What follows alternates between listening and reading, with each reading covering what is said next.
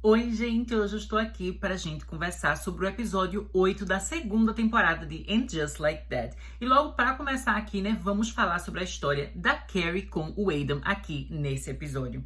No caso, aqui a gente vai ver, né, que depois do encontro que eles tiveram lá no episódio anterior, eles acabaram voltando a ficar juntos, né, a namorar. Então eles já estão se encontrando, acho que há mais de uma semana, né, mostra que eles já estão há um tempão juntos. E toda vez indo para um hotel, né, porque a gente viu no final do episódio passado que ele não se sente confortável indo naquele apartamento antigo da Carrie, né, onde eles viveram tantas histórias, né, algumas coisas boas, mas também várias coisas bem tristes, né, que aconteceram entre o casal. Então toda vez eles estão se encontrando, né, no hotel. E aqui nesse episódio a gente vai ver, né, que a Carrie acaba tendo a ideia deles alugarem, né, aquele apartamento que Tia Diaz tinha comprado, né, mas que acabou agora não tendo dinheiro para continuar pagando. Afinal de contas, né, a série de Tia Diaz acabou não dando certo, né, agora a Tia tá trabalhando, né, num pet shop ali no hospital para animais. Então, né, esse apartamento tá ali para aluguel, né, no Airbnb, e a Carrie e o Aidan acabam decidindo, né, ficar alugando para toda vez que eles quiserem ficar juntos, né, eles irem lá para se encontrar. Eu já digo para vocês, né, gente, que eu gostei muito de ver como eles estão aqui nesse episódio, né, esse casal. Eu senti que, apesar do Aidan ele ter basicamente aparecido há pouquíssimo tempo na série, aqui, né, no caso And Just Like That, já que ele só surgiu aqui nessa série nova no episódio passado, aqui parece que ele já tá aqui há um tempão, sabe? Parece que ele já tá aqui há anos, parece que desde a primeira temporada o personagem já fazia parte da série, porque ele se encaixou muito bem. E eu acho que isso vem exatamente do fato, né, dele já ser um personagem clássico de Sex and the City, né? Então ele acabou se encaixando aqui de uma forma muito boa, sabe? Nem parece que se passou tanto tempo desde a última vez que a gente viu ele, então ficou bem natural a presença do personagem nesse episódio. E eu achei que o casal, né, gente, tá assim, com muita química, né, muito romance, todas as cenas deles são muito legais. Eu também gostei que o episódio já começa, né, com um momento assim mais íntimo, mais sensual do casal, né? E isso é uma coisa que a gente não costumava ter com tanta frequência desse casal, né? No caso, a gente não costuma ter tanto isso com a Carrie. Eu não sei se vocês já repararam, né, gente, mas a atriz que faz o papel da Carrie, né, a Sarah Jessica Parker, ela tem no contrato dela algumas limitações, assim, da participação dela nos episódios, né, e também nos filmes do universo de Sex and the City, que no caso, ela acaba não querendo se envolver muito em cenas, assim, mais eróticas, mais sensuais. Então, a gente não costuma ter cenas nem que ela tá nua, diferente das outras atrizes, que ela já tem mais cenas de nudez, especialmente, né, a Cynthia Nixon, que faz a Miranda. Eu acho que ela é uma das que mais aparece sem roupa aqui na série, né, junto com a Kim Cattrall, que fazia o papel da Samantha Jones, né. Eu acho que as duas eram que mais tinham essa flexibilidade, né, e esse conforto, assim, de poderem se mostrar dessa forma em tela, né? Mas a personagem Carrie Bradshaw e a atriz Sarah Jessica Parker, né, normalmente elas sempre estão em cenas que são um pouco mais tranquilas, um pouco mais fáceis de fazer, né? A gente sempre tem aquela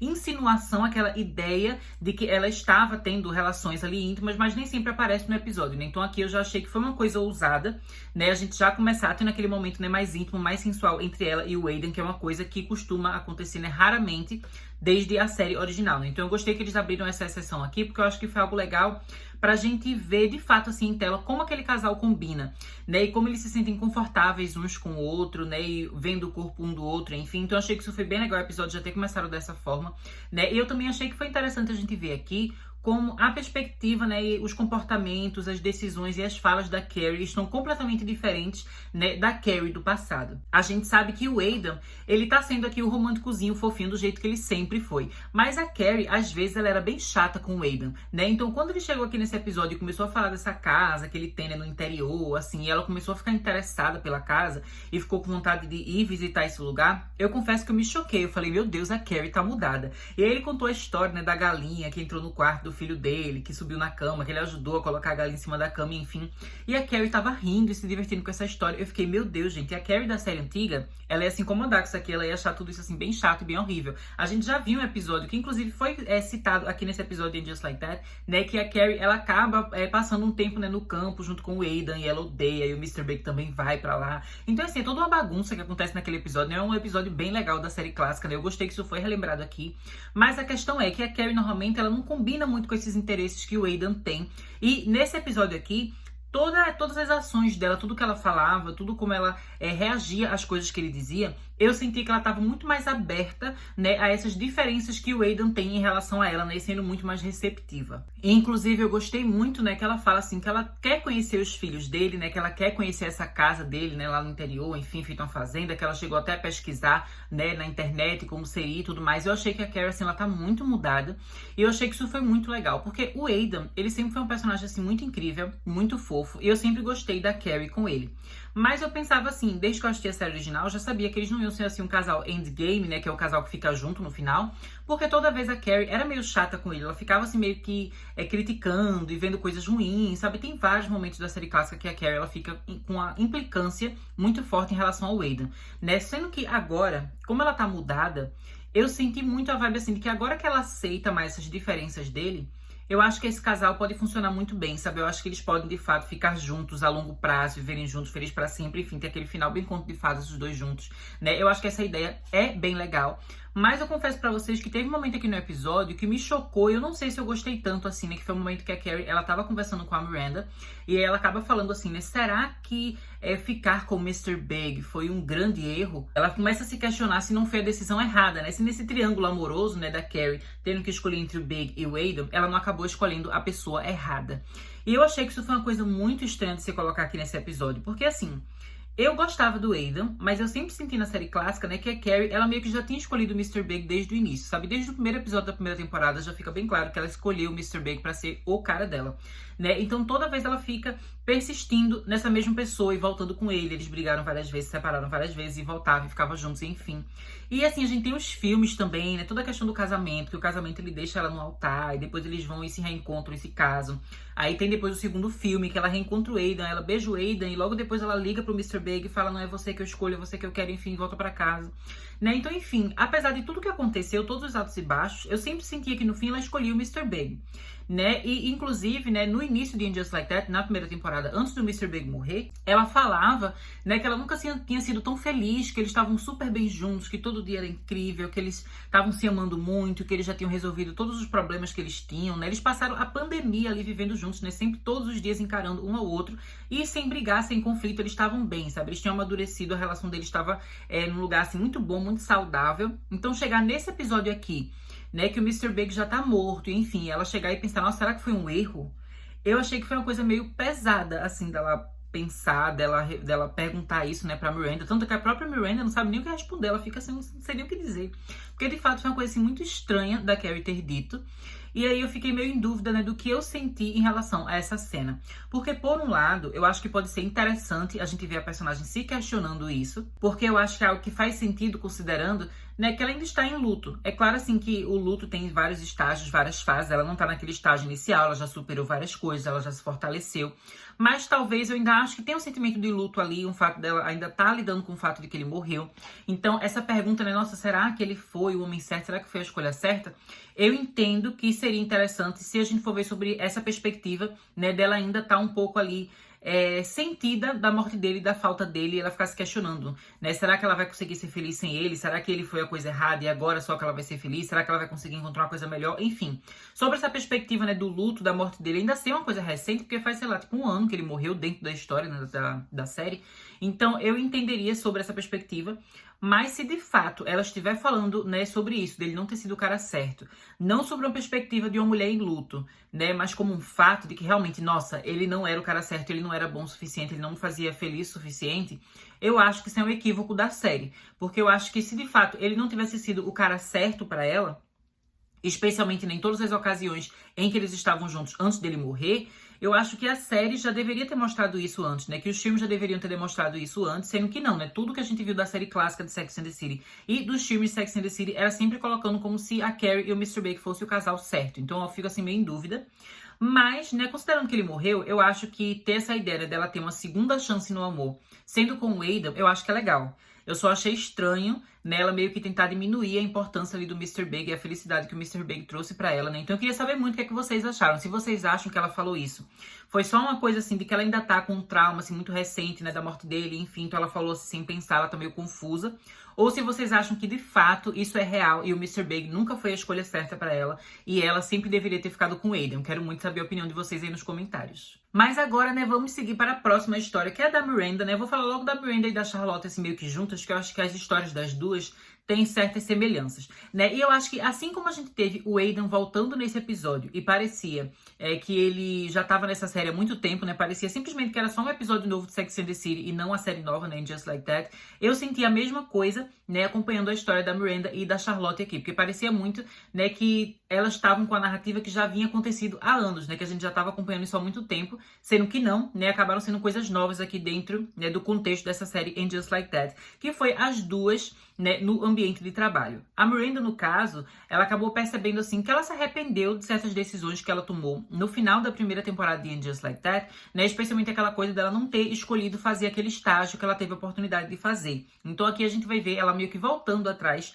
e voltando a trabalhar, né, voltando a ser uma pessoa profissional, que eu acho, assim, que é uma coisa incrível, porque eu acho que toda a trajetória da Miranda nessa temporada até então foi dela se reencontrar, dela voltar a ser quem ela é, sabe? Dela encontrar sua própria essência. Então, acho que ela voltar para o ambiente de trabalho é uma coisa, né, que só fortalece aquela questão que a gente já tem sentido nos últimos episódios, né, de que a Miranda tá voltando a ser aquela Miranda que a gente amava da série clássica dos filmes antigos. Então, eu achei, assim, que foi muito maravilhoso ela voltando a trabalhar. A gente vê ali, né, também um pouco de insegurança dela, afinal de contas, é um recomeço, né? Ela não tá continuando de onde parou, né? Ela tá ali sendo a estagiária, mas também, né, por mais que seja um recomeço, não tem como apagar o legado dela, né? Ela já tem um legado muito grande, ela já conquistou muita coisa, ela já fez muita coisa. Então, nesse novo trabalho que ela acaba indo, né, ela acaba, obviamente, né, fazendo um trabalho que é fenomenal. E isso já vai garantindo para ela, né, logo na sua primeira semana ali trabalhando, muitas oportunidades que outras pessoas que estão ali no trabalho não têm a mesma oportunidade, né? E a própria Miranda, ela fica até um pouco insegura com isso, um pouco incerta disso, porque ela vai percebendo,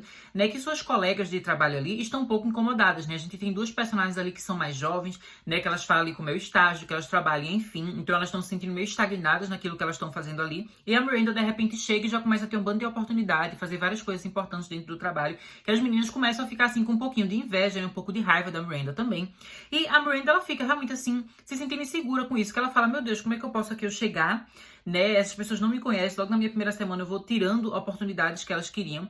Mas no decorrer do episódio, ela vai entendendo também, né, que apesar de ser um recomeço, como eu disse, nada apaga o legado dela. Ela já tem um legado de trabalho incrível, sabe? Ela já teve muitas experiências. Então, óbvio que quando ela chega ali no trabalho, ela vai, né, ter um resultado que vai ser superior a pessoas que estão começando agora, pessoas que não têm a mesma experiência, né? Então, assim, tudo que ela tá conseguindo agora, ela tá merecendo, sabe? Ela fez o suficiente pra ter essas conquistas agora. E eu gostei muito de como no episódio a gente vai vendo ela entendendo isso aos poucos. Que ela não precisa se desculpar pelo legado dela, muito pelo contrário, ela tem que honrar aquilo que ela fez e aceitar as oportunidades que ela tem. Até porque em nenhum momento aqui nesse episódio a gente vê a Miranda sendo uma pessoa snob, querendo mostrar que eu já fiz isso, que eu já fiz aquilo. Não, ela é super humilde, ela trata todo mundo super bem ali no trabalho. Inclusive, quando ela percebe que ela tá conseguindo oportunidades, assim, excelentes, né, e que as outras estão ficando com um pouco de inveja, ela até tenta meio que se colocar pra baixo. Ela fala, né, não, que eu sou uma pessoa sexualmente confusa, né, que tava com problema com álcool, que tô agora no meio de um divórcio, né, ela se coloca pra baixo, que isso é uma coisa bem comum da Miranda, né, esse humor dela autodepreciativo, e ela faz isso numa tentativa, né, de mostrar pras pessoas, olha, eu não sou snob, eu não tô querendo ser maior que vocês, eu respeito vocês, eu sou uma pessoa falha, eu sou uma pessoa que tá confusa, eu sou uma pessoa que tem problemas. Mas depois ela percebe que, assim, ela não precisa só ficar arrumando desculpas pra fazer os outros se agradarem com a presença dela. Ela não tá fazendo nada de errado ali, né? Como eu falei, ela tem um legado que é incrível. Então eu gostei muito da história dela nesse episódio, né? Dela voltando a ser ela mesma, né? Eu acho que isso é uma coisa que tá cada vez mais comum a cada episódio que a gente vê a Miranda aqui, que ela voltando a fazer as coisas por ela, do jeito dela, honrando quem ela é, honrando o que ela conquistou, o que ela já fez, né? E, então, assim, tô achando muito maravilhoso. Achei super legal que ela voltou aqui pro ambiente de trabalho. Eu acho que é um ambiente que a gente vê que faz bem a Miranda, sabe? Ela sempre foi uma personagem que ela gostou de trabalhar, né? Ela gosta de sentir esse orgulho dela mesma, sabe? Das coisas que ela conquista, das coisas que ela faz, de quando tem uma coisa ali que é muito complicada que ela tem que resolver, ela vai e resolve. Tudo isso traz a felicidade pra ela.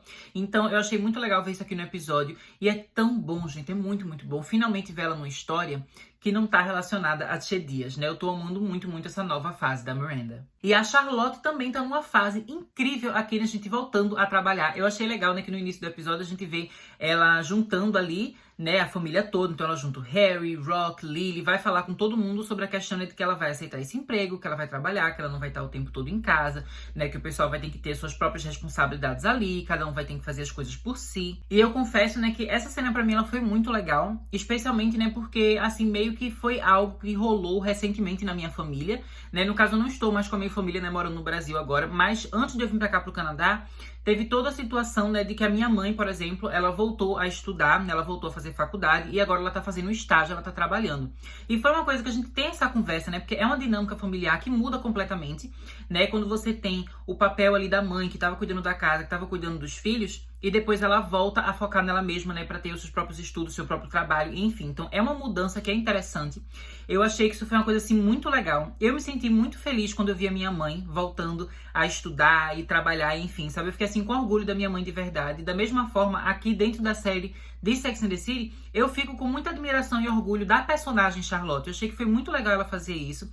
Eu acho muito incrível, né, essas mulheres, né, que a gente sabe que socialmente, às vezes elas acabam se vendo numa posição em que elas acham melhor ficar em casa para cuidar dos filhos, enfim, e não trabalhar. E depois, quando elas veem assim que os filhos têm idade suficiente e também que ela tá no momento da vida dela, que ela se sente mais segura, mais confiante para voltar a experimentar, voltar a ousar, né, e voltar a focar na sua própria carreira, eu acho que é uma coisa muito legal, muito importante, é uma história assim que merece ser contada, e eu acho que tá sendo assim, é a cereja do bolo da narrativa da Charlotte, né? Porque como eu falei, desde a primeira temporada de Just Like That, ela tá sempre mostrando essa evolução dela, o crescimento dela e enfim. Então eu acho que esse momento dela voltar a trabalhar é como se fosse assim realmente coroando a personagem, coroando toda essa jornada dela, sabe? A Charlotte é realmente assim uma rainha incrível, maravilhosa. Tudo que ela fez aqui, tudo que ela tem feito, né, só tem engrandecido cada vez mais essa personagem. Eu achei que foi muito maravilhoso nela voltar a trabalhar. E devo até confessar que a reação do pessoal da família meio que me surpreendeu, porque todo mundo fica bem tipo, ah, estamos nem aí, né, com essa questão que você não vai estar mais em casa. Eu confesso, né, assim, que com exceção do Harry, o Harry, ele até parece, assim, dar mais suporte pra ela, falar que acha isso legal, enfim. Eu queria que as filhas, né, que o Rock, né, e que a Lily tivessem de fato sido um pouco mais, como é que eu posso dizer assim, que tivessem torcido mais pela Charlotte, sabe? Eu queria que Lily e Rock tivessem tido uma atitude um pouco mais positiva, de realmente, assim, falar, ai, sim, mãe, vai, faz isso, enfim. Eu achei que elas não estimularam tanto, assim, a Charlotte. Eu acho que a Charlotte, ela merecia um pouco mais de estímulo, mas, de qualquer forma, né, eu gostei que a Charlotte foi lá e enfrentou tudo. Eu gostei também que a Lisa tava lá junto dela. Eu acho a amizade delas muito legal, né? Eu gostei muito quando a Lisa tava junto com ela, quando ela foi comprar uma roupa, né, pra voltar para o trabalho. E a gente tem toda essa questão aqui dramática da roupa da Charlotte, né? Porque ela comprou uma roupinha que é bem parecida com o estilo que ela usava na série clássica, né? Que ela também usa aqui em Just Like That. Mas uma coisa assim mais profissional, toda certinha, toda fofinha, aquele estilo bem Charlotte. Mas aí quando ela se vê naquela roupa, né, que é bem justinha no corpo dela, ela fica um pouco insegura, porque com o passar dos anos o corpo dela mudou. Sendo que agora, né, como ela tá nessa nova fase da vida dela, tá com uma outra idade, outro contexto, outro tudo, ela fica se sentindo insegura porque ela lembra da experiência de trabalho que ela teve no passado. Ela pensa como eram as pessoas, né, no local de trabalho que ela tinha, sabe, nas pressões, assim, estéticas, né, da beleza e tudo mais. E a gente, infelizmente, tem essa coisa também, né, do elitismo e do preconceito dentro desses ambientes, assim, de arte, né, e de coisa cara, e de coisa bela, enfim. Então ela sentia um pouco mais daquele peso, assim, daquela necessidade de ser uma pessoa que fosse elegante e bonita dentro daqueles padrões de beleza. Então, por exemplo, ela ser bem magrinha, ela ser bem pequena, ela ser bem delicada, enfim. E a Charlotte, quando ela era mais nova, ela tinha esse físico que se encaixava mais nesse ideal de beleza, né, que existe dentro desse ambiente, assim, dentro desse contexto, né, da arte ali, das galerias e tudo mais. Sendo que agora o corpo dela mudou. Ela não chega a ser, por exemplo, ela não é uma pessoa gorda, mas o corpo dela, né, não tá mais tão pequenininho, tão fininho quanto era quando ela era mais nova. Então ela sente essa insegurança, né, a gente vê, assim, que ela não gosta muito de como tá o cinto, né, que ela tá usando naquele vestidinho, que parece estar meio que destacando um pouco a barriga dela, né? Então ela fica segura com a barriga dela, ela quer de todo jeito, né, perder peso ali pra conseguir usar aquela roupa. O pessoal até fala, porque você não tira o cinto, né? Que eu acho que foi uma coisa legal pro pessoal falar, porque o pessoal não simplesmente diz assim pra ela mudar de roupa. Tem até, né, uma moça que trabalha ali na loja que ela vai comprar o vestido, que a moça até traz umas roupas assim, roupa mais de velha, né? Pra que a Charlotte se sinta mais segura ali, que ela fala como se fosse uma roupa mais apropriada pra idade dela e pro corpo dela. E a Charlotte fica com raiva, que ela fala que ela não vai usar aquilo de jeito nenhum, né? Então eu gostei que o Harry, né, e a Lisa, eles meio que dão uma solução que é o meio termo, né? Eles não dizem pra ela deixar de usar aquele vestido que ela quer, mas se ela tá se sentindo insegura, né, ela tira o cinto, que ela vai sentir, né, que o corpo dela não tá assim tão esquisito, como ela tá achando que tá quando ela se olha no espelho pela primeira vez, né? Então, ela acaba, assim, tentando, ela compra várias cintas, né, pra se apertar aqui, pra ver se ela fica, né, com um corpo mais fino, um corpo mais esbelto, assim, né? Então ela fica, chega ao ponto de não conseguir nem respirar direito, né? Quando ela vai se despedir dos filhos, né, de Rock e de Lily, a gente vê que ela já tá ali, né, com dificuldade de respirar. Eles até perguntam se ela tá passando mal, ela fala, não tenho que ir aqui pro trabalho, tenho que ir. Mas aí eu achei super legal, né, gente, que quando ela chega no trabalho, a gente vê que é um ambiente, assim, que é até meio assustador. Não assustador no sentido, assim, tipo filme de terror, mas assustador porque é um lugar, assim, que é grandioso, uma galeria bem grande, bem bonita, bem elegante, bem chique. Então ela fica, meu Deus, o negócio aqui é sério, sabe? É uma coisa séria. Então ela tá ali nervosa, quando ela entra, ela acaba, né, sendo introduzida ali tem duas funcionárias do local que são exatamente, né, aquele mesmo padrão estético que ela estava acostumada do passado dela. A gente vê que são duas mulheres bem magrinhas, né, que são esbeltas, que estão com a roupa preta bem apertadinha, né, bem justinha, e ela fica super insegura, né? Tanto é que vocês veem que ela começa a pegar o casaco, né, pra meio que se esconder, assim, mais o corpo dela. Ela chega até a tirar o cinto. Mas aí chega um momento que ela acaba conhecendo, né, a nova chefe dela ali, né, a pessoa que tá no comando ali da galeria, que vai trabalhar com ela. E a gente vê que se trata de uma mulher que é gorda. E essa mulher, né, ela não só tem um corpo que é fora do padrão, mas também ela tá agindo ali e andando ali, falando ali dentro da galeria, com uma confiança, assim, total, sabe? Ela não tem medo nenhum de quem ela não tá se escondendo, ela não tá tentando não chamar atenção. Ela sabe que aquele ali é o lugar dela, porque ela é uma boa profissional, sabe? Ela não tem vergonha do corpo dela, então ela começa a andar ali na direção da Charlotte. Ela é super simpática com a Charlotte, né? Ela fala que ela gosta muito do nome da Charlotte, que toda Charlotte que ela conhece, ela gosta, porque ela gostava do livro, né? Da Charlotte lá da Aranha. Eu não lembro como é o nome desse livro em português, gente. Mas tem um livrinho lá, né? Que é Charlotte's Web. E aí ela fala que ela amava esse livro na infância dela. Então toda pessoa que ela conhece chamada Charlotte, ela já gosta muito imediatamente. Então, assim, ela realmente, assim, abraça a presença da Charlotte, e a Charlotte imediatamente começa a se sentir muito mais segura, porque ela vê assim como esse ambiente, né, esse tipo de trabalho, essa coisa das galerias, das artes, enfim, também tá mudando, né? Tudo no mundo tá mudando. Ela não tá mais nos anos 90 e início dos anos 2000, sabe? A forma como a gente vê o corpo das pessoas e o valor das pessoas mudou muito, sabe? Então agora a gente já tem muito mais empoderamento, né? Então eu acho que foi legal a série mostrar que você vê uma mulher, né, que ela é gorda, estando num papel de poder, é empoderador, não só para outras pessoas que também são gordas, mas para qualquer pessoa que tem qualquer corpo, porque a gente entende assim que a gente não precisa estar se esforçando para entrar dentro de um padrão específico, sabe? Só seja você, só seja um profissional incrível. A Charlotte, ela se sente tão aceita ali que a gente vê ela indo logo pro banheiro e tirando todas aquelas cintas que ela tava usando, né? Ela chega até a jogar algumas no lixo, depois ela pega uma de volta, né? Porque tudo bem ela querer uma cintazinha, não tem nenhum problema não, ela não precisa só usar aquilo tudo. E depois ela vai e coloca de volta o cinto ali do vestidinho, se sentindo confiante, se sentindo segura e percebendo que o valor dela enquanto mulher, enquanto profissional, e também a beleza dela, sabe, não tem a ver com o peso que ela tá, se ela é fina o suficiente ou não, sabe, não tem a ver com nada disso. Eu achei que foi mais uma coisa que pra mim coroou a evolução da Charlotte, sabe, ela se sentir confortável ali, se sentir segura, se sentir bonita e se entregar ali pro trabalho dela, que eu tenho certeza que ela vai arrasar muito, muito nesse trabalho. E depois, né, gente, a gente vai ter a trama aqui do Anthony com o Giuseppe.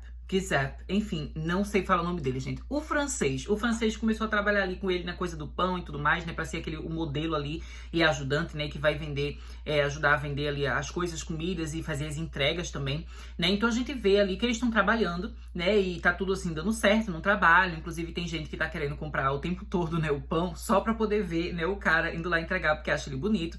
E aí o Anthony tá lá atendendo uma ligação dessa moça, né? Que tá fazendo mais um pedido. Ele falou, você devia parar um pouquinho de comer tanto pão, porque a gente quer, né? Ele quer entregar para outras pessoas, não dá para ficar o tempo todo, né? O cara indo lá só para entregar para ela, só porque ele é bonito, né? Mas aí no meio da conversa, né? O Anthony, ele acaba meio que descobrindo, assim, que o rapaz, ele é gay, né? Que o Anthony pensava que o cara era hétero, né? Mas ele fala, assim, que ele é gay. Aí o Anthony fica super nervoso na hora, ele acaba falando, você tá demitido, né? Eu achei que foi bem engraçado, gente, a reação dele, assim. E também que o fato dele demitir o cara foi uma coisa, assim, bem, como eu posso dizer assim, foi bem espontânea, sabe? Quando ele descobriu que o cara era gay, tá demitido.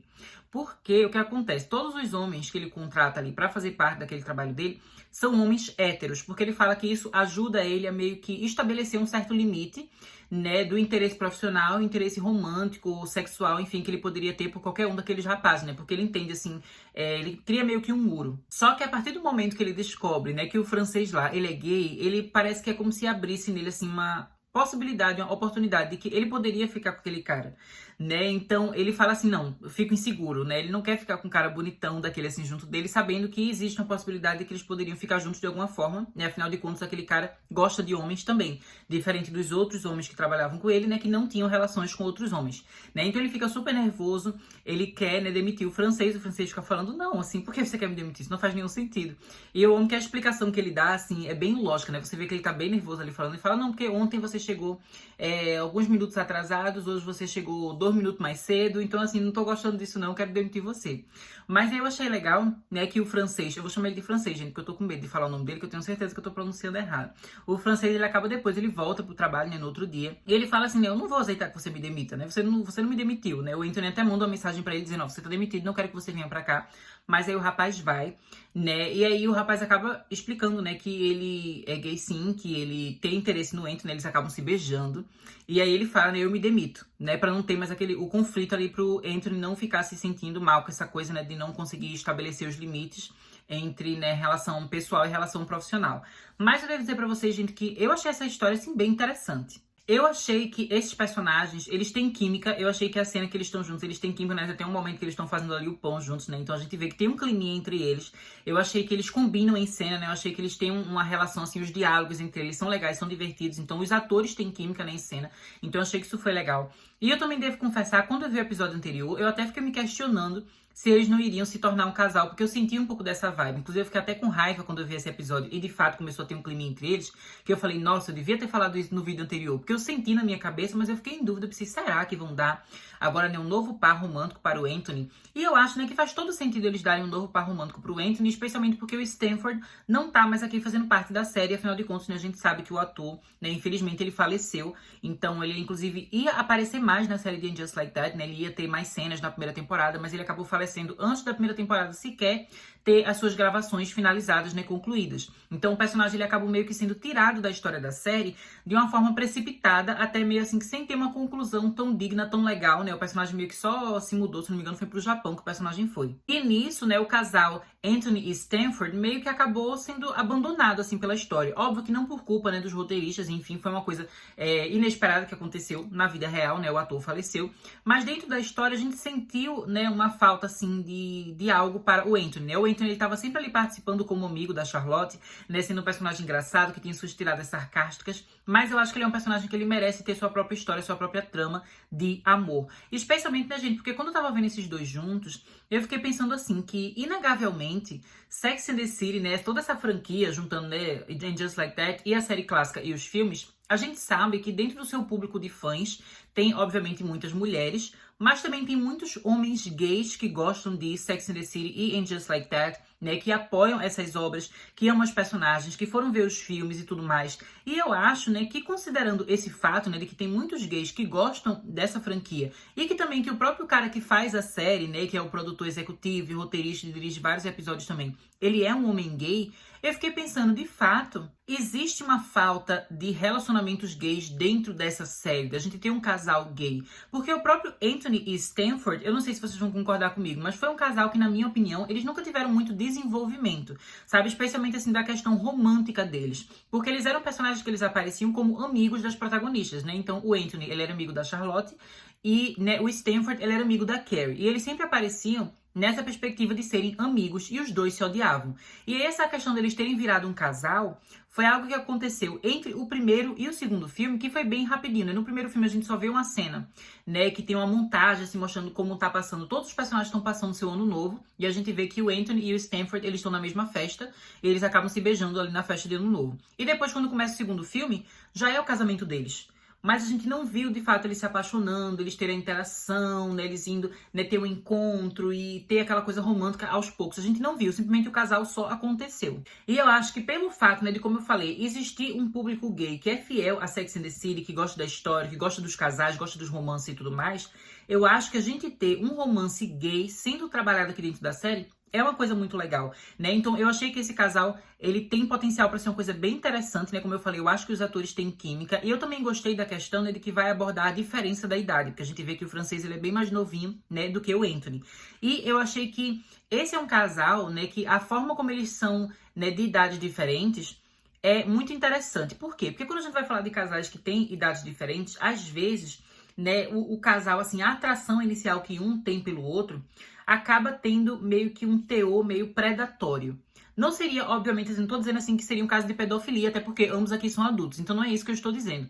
Mas, às vezes, é perceptível que existe uma certa fetichização, uma certa objetificação de uma pessoa mais nova, né, pelo olhar de uma pessoa mais velha. Então, uma pessoa mais velha ali, que ela tá querendo o mais novo, porque o mais novo é mais novo, porque ele é inexperiente, porque vai ser uma coisa assim, uma pessoa mais fácil de ter controle sobre. Mas eu gostei que a relação do Anthony com esse francês aqui não tem esse teor predatório. O Anthony não se interessou por ele porque ele é mais novo, porque ele conseguiria controlar aquele rapaz. Mas foi uma coisa assim muito espontânea, né? Muito assim que só fluiu, né? O cara, ele é super bonito, ele é super encantador, assim, ele tem uma coisa meio príncipe encantado, o jeito dele falar, o jeito dele tratar as pessoas, né? Que ele trata as pessoas bem, que ele fala direitinho, né? Então ele tem aquela coisa também dele ser um poeta, né? Então ele tem aquela coisa mais delicada, mais sensível. Então o Anthony acha ele legal, acha ele bonito, né? E simplesmente foi acontecendo dos dois se atraírem. E o próprio francês também, ele não vê o Anthony como se fosse assim um sugar daddy, né? Como se ele fosse uma figura paterna, esse cara mais velho que vai me proteger, que vai... Não, sabe? A forma como ele se atrai pelo Anthony também é uma coisa assim que flui muito bem, que foi muito espontânea, sabe? Eles trabalhando juntos ali, se gostaram e o clima rolou. Então eu achei que é uma trama assim muito legal, para ter essa representatividade LGBT, né, especialmente de romance gay dentro da série, e também pra gente abordar, né, essa diferença de idade. Eu achei que foi uma ideia assim muito legal, espero que a gente tenha, né, um maior desenvolvimento desse casal nos próximos episódios. E agora, por último, vamos falar sobre a Sima. A Sima, gente, nesse episódio aqui, ela teve uma trama que eu confesso pra vocês que eu achei meio esquisita.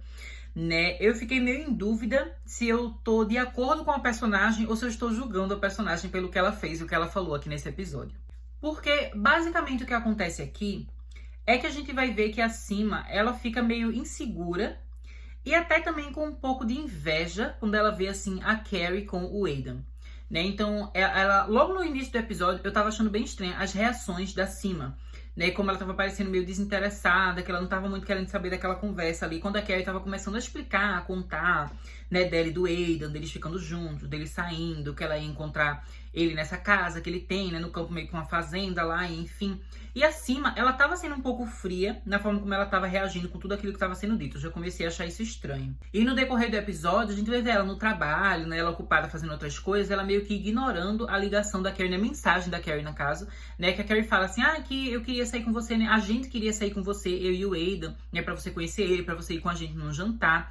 E a Sima, ela vê assim a mensagem e ignora. Teve um momento que eu até pensei, meu Deus, será que a Sima no passado ela já ficou com o Aidan e ele é ex dela? Porque imagina, eu pensei, não, que eu tava sentindo que tinha alguma coisa errada ali acontecendo, porque a Sima, né, tudo que a gente viu dela até então, ela nunca reagiria daquela forma à mensagem da Carrie, né? Ela sempre foi super amigável, sempre foi super legal.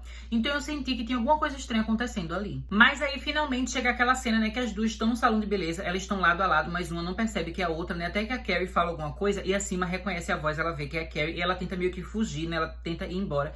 E aí a Carrie percebe que ela tá ali e começa a falar com ela, né? E pergunta, nossa, mas você tá ignorando minhas ligações, né? Você ignorou minhas mensagens, a gente não tá se falando há um tempo, né? O que é que tá acontecendo? Aí a Sima vai chamar ela pra conversar, né? E aí a Sima basicamente acaba dizendo que ela sente, né? Ela não usa essa palavra, mas ela tá meio que sentindo uma certa invejinha da Carrie, né? Porque ela fala que a Carrie, ela teve essas duas grandes histórias de amor, esses dois homens que ela poderia escolher, né? Então ela escolheu um, teve uma vida feliz com ele, passou anos com ele, aí ele faleceu e agora ela tá tendo uma oportunidade de se reencontrar com o outro cara, né? Então ela tá vivendo grandes histórias de amor duas vezes.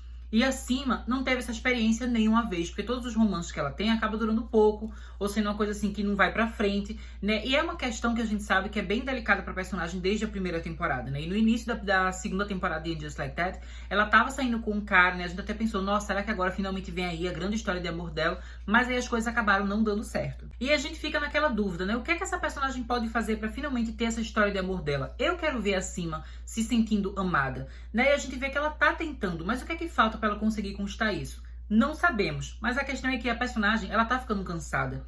E quando ela vê a Carrie e o Aidan, ela não só sente essa meio que invejinha deles, mas ela também sente uma insegurança, como se ver eles juntos fosse uma lembrança o tempo todo, né, de que ela nunca teve essa grande história de amor. E a gente viu recentemente, né, acho que foi até no episódio passado, que ela estava pretendendo dividir com a Carrie uma casa, né, para elas passarem o verão. E aí aqui ela acaba dizendo que ela cancelou, né, o depósito que ela tinha enviado, né, para elas conseguirem alugar essa casa. Ela acabou cancelando, né, recebendo o dinheiro de volta, porque ela não queria mais dividir a casa com a Carrie, porque ela sabia que a Carrie, como ela estava vendo o Aidan, né, o tempo todo, ela ia acabar levando o Aidan para lá, e ela não queria ficar com aquela sensação de que ela estava, né, segurando vela pro casalzinho. Né? E eu entendo completamente o sentimento que ela estava sentindo, mas eu achei meio estranho a forma como ela falou isso pra Carrie, como ela estava meio que ignorando um pouco a Carrie. Eu fico meio em dúvida, eu não sei se eu concordo tanto com o comportamento da Sima aqui nesse episódio. Mas independente, né, de concordar com ela ou não, o fato é que a forma como ela agiu fez sentido com a personagem. Não achei que foi algo mal escrito, eu acho que foi algo que inclusive ajudou a desenvolver melhor a relação de amizade entre a Sima e a Carrie.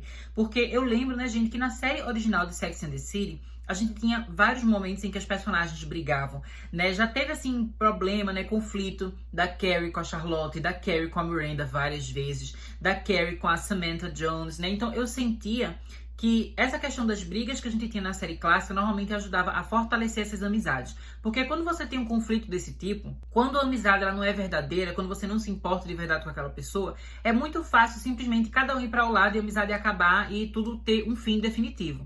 Mas quando você, de fato, né, gosta da pessoa, você se importa com aquela relação, você vai atrás de continuar aquela relação, né, de continuar vivendo com aquela pessoa. Então eu achei que o fato da gente ter tido aqui a Sima e a Carrie tendo essa conversa, essa meio que uma brigazinha, e se resolvendo, eu acho que foi um passo, assim, muito importante para fortalecer a amizade delas. Eu acho que se eu já achava que a Sima e a Carrie era uma amizade, assim, muito legal que elas tinham, aqui eu achei isso ainda melhor.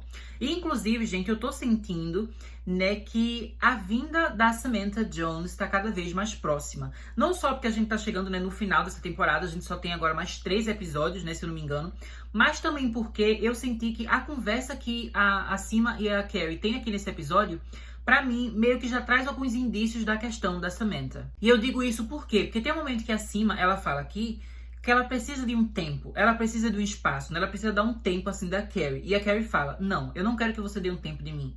Porque a gente começa com essa questão de dar um tempo e, de repente, a gente não tá mais se falando, a gente não tá mais se vendo. E aí eu pensei, nossa, será que é isso que aconteceu entre ela e a Samantha? Né? Quando elas tiveram a primeira briga delas, né, o conflito, elas passaram um tempo sem se falar e esse tempo foi ficando cada vez mais longo, mais longo, mais longo. Ainda por cima aconteceu a pandemia também. E isso acabou afastando as duas de vez. Será que esse é o medo da Carrie? Né? Que ela fica com medo de perder a Sima, como ela perdeu a Samantha. E eu fiquei pensando, nossa, isso aqui pra mim parece ser o ponto inicial de reflexões que a Carrie vai ter pra chegar no momento aqui dessa série, né, dessa temporada, em que a gente vai ver ela e a Samantha, né, meio que tendo um reencontro. Que a gente já sabe, né, que a gente vai ter uma cena só, né, que vai ser curta, mas vai ser uma participação da Kim Cattrall fazendo o papel, né, de Samantha Jones mais uma vez.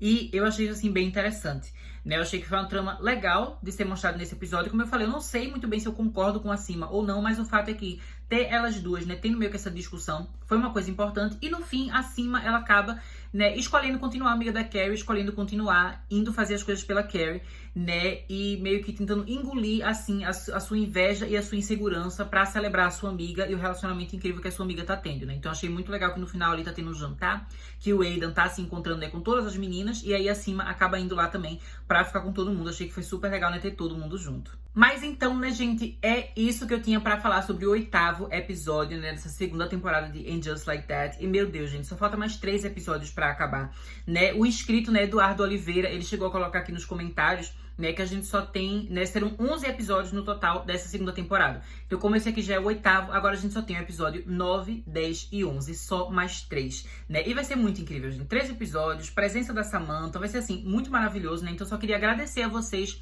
por estarem aqui, né, no canal toda semana, acompanhando os vídeos, né, deixando os comentários de vocês. Muito obrigado mesmo, né? Eu sei que teve vários vídeos, várias semanas que eu acabei atrasando demais a resposta dos comentários, mas eu tava tentando voltar atrás e responder os comentários antigos, então talvez vocês tenham até recebido alguma notificação, né, de que eu respondi, eu li, né, e curti os comentários de vocês, que eu tava relendo tudo, né, que tava atrasado. Peço desculpas pelo meu atraso, mas deixo aqui o agradecimento, né, eu gosto muito de todos vocês que estão acompanhando essa série comigo. E é isso, né, gente? Semana que vem a gente volta aqui pra conversar sobre o 9º episódio da segunda temporada de And Just Like That. Deixo vocês por aqui, até mais!